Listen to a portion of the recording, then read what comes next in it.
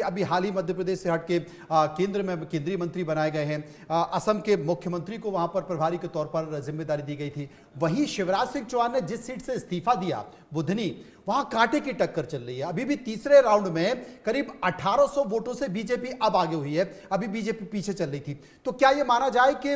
इन राज्यों में हार और जीत भी आपके राजनीतिक कद को तय करता है?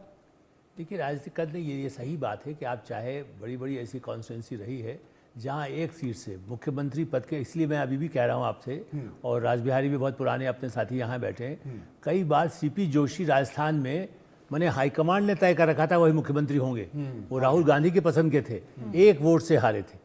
इसलिए शिवराज सिंह चौहान बुधनी में एक तरह से उनके बेटे को भी पहले उम्मीदवारी की बात थी, आपको मालूम है, लेकिन ऐसा नहीं करके एक उम्मीदवार खड़ा करके कोशिश की गई है। और मुझे नहीं लगता कि, चूंकि आप भी मध्य प्रदेश को जानते हैं, कि वहाँ कोई हार होगी, लेकिन हाँ एक टक्कर हो, लगे कि नहीं चुनाव है। शिवराज सिंह चौहान को झारखंड में जिम्मेदारी दी गई और उन्होंने झारखंड में किसानों के मुद्दे पर, चूँकि देखिए इस सब एरिया में जो अनुभवी मुख्यमंत्री हैं उनको बाहर से जा कर के नहीं, लेकिन वहाँ बाबूलाल, असली परीक्षा है बाबूलाल मरांडी की। क्योंकि पिछली बार उनको जब वो अलग हो गए थे तो माना गया कि उनके आने से एकदम क्रांतिकारी बदलाव होगा,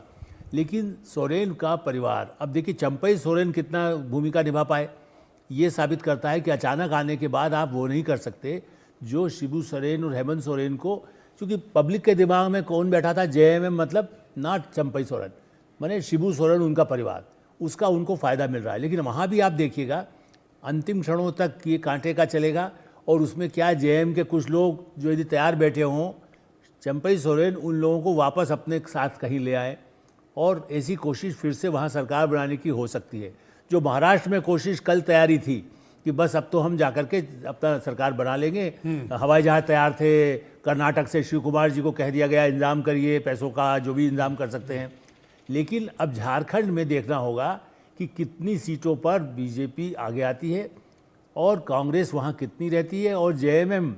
उनमें कितना अंदर से, यदि चूँकि वहाँ हेमंत सोरेन तो संकट में है, उनकी पत्नी जरूर कल्पना सोरेन मतलब जीत के आएंगी, तो क्या उनको मुख्यमंत्री के रूप में पेश कर सकते हैं हेमंत सोरेन, ये कोशिश होगी कि नहीं होगी। तो ये कई इफ एंड बट्स हैं, लेकिन मुझे लगता है राजबिहारी से कहिए, क्योंकि वो बड़ा घूम करके आए हैं। जी राजबिहारी जी हमारे साथ मौजूद है। महाराष्ट्र के बारे में राजबिहारी जी एक चीज पूछना चाह रहे हैं, क्योंकि जो महाराष्ट्र के नेता हैं नरेश, वो कह रहे हैं कि साहब देवेंद्र फडणवीस मुख्यमंत्री बनने वाले हैं, और महारे जो कि महाराष्ट्र शिवसेना के नेता वो कह रहे हैं साहब मुख्यमंत्री तो शिंदे ही बनेंगे। अब आपको क्या लगता है, जो सीटों का पहाड़ खड़ा हुआ है, जो सीटों की आंधी आई है बीजेपी की, क्या इस बीच माना जाए कि मुख्यमंत्री बीजेपी का ही होगा, अब वो देवेंद्र फडणवीस होंगे या कोई और चेहरा? देखिए, अगर हम चुनाव से पहले की बात करें तो देवेंद्र फडणवीस और एकनाथ शिंदे दोनों ये बार बार कह रहे थे कि हम मुख्यमंत्री पद की रेस में नहीं। अब मुख्यमंत्री कौन होगा इसके लिए थोड़ा इंतजार करना पड़ेगा, क्योंकि चर्चाएं और भी हैं, संगठन में भी फेरबदल की बात है, भाजपा को नया अध्यक्ष भी मिलने की बात है। तो कौन होगा ये अभी कह नहीं सकते, लेकिन इतना जरूर मान सकते